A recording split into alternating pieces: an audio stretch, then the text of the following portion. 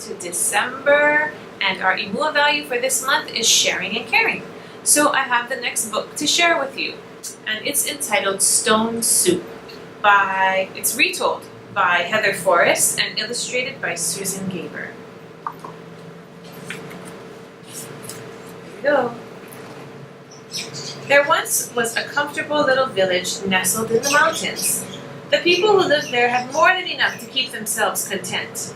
One day, 2 travelers came along. Their coats were tattered, their hats were torn, their dusty shoes had holes in their soles.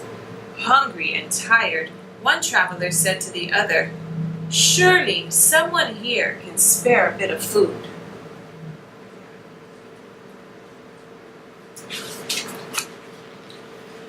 They knocked boldly on a door. It creaked open, and a woman asked, "What do you want?" "Please," said one of the travelers, "we are hungry. Do you care? Will you share? Do you have any food?" The woman squinted her eyes and tartly replied, "No." She quickly slammed the door shut. The travelers walked a little farther down the road and knocked on another door. A young boy answered. His chocolate brown eyes were sweet. "Good day," he said shyly. "What do you want?" "Please," said one of the travelers, "we are hungry. Do you care? Will you share? Do you have any food?" The boy replied, "There is no food here," and closed the door. The travelers wandered wearily through the village, knocking on every door, but everywhere they heard, "I don't care, I won't share, there is no food."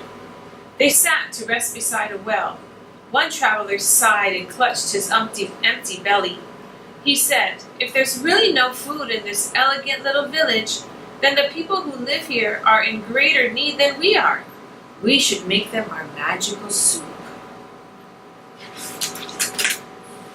The 2 travelers climbed up on the edge of the well and shouted, "We are master cooks! If anyone in this town has a big black pot, we will make the most delicious soup anyone has ever tasted." A door slowly opened. A round man emerged carrying a gigantic black pot. "I love to eat," he said.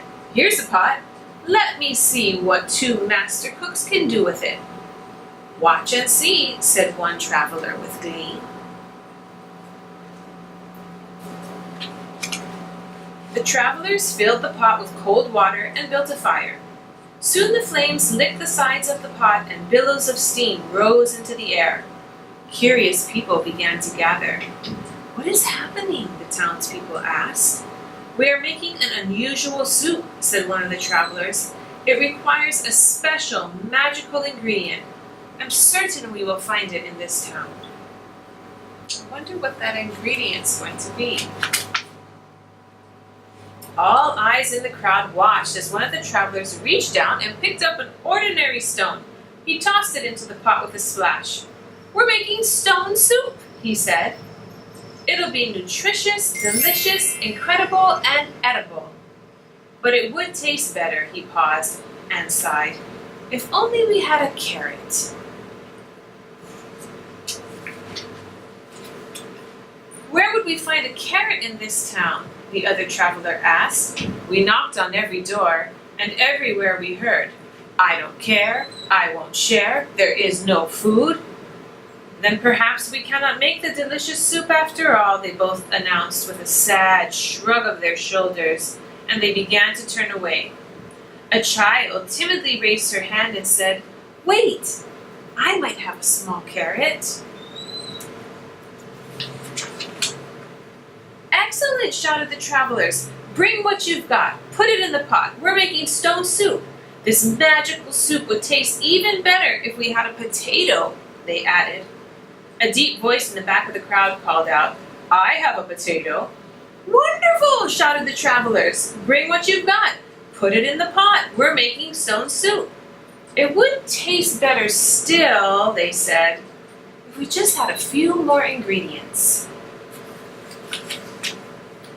Perhaps, one villager said, I could bring a green bean.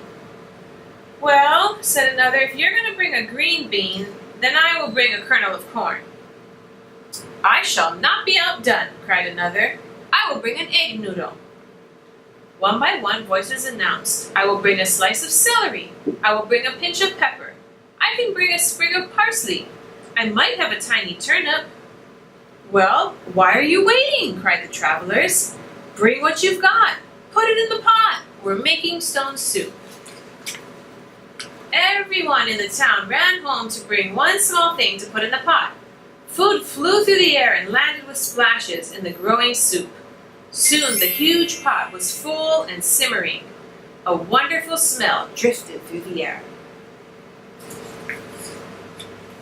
The smell was so tempting. People brought out bowls, spoons, chairs, and tables. They placed hearty loaves of bread, chunks of cheese, and bowls of fruit on the tablecloths. Everyone came to taste the soup and marveled at the flavor. It's amazing, said one woman. These two travelers made such a delicious soup out of a stone. Out of a stone, said the travelers with a grin, and a magical ingredient. Sharing.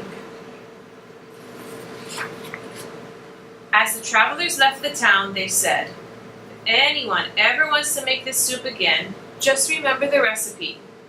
Bring what you've got, put it in the pot. Every bit counts, from the largest to the least. Together, we can celebrate a stone soup feast. Even the cats and the dogs and the birds. When you get the book, you can check it out, how to make your own stone soup. Sumbukaku. Remember, this month is all about sharing and caring for each other. Aloha!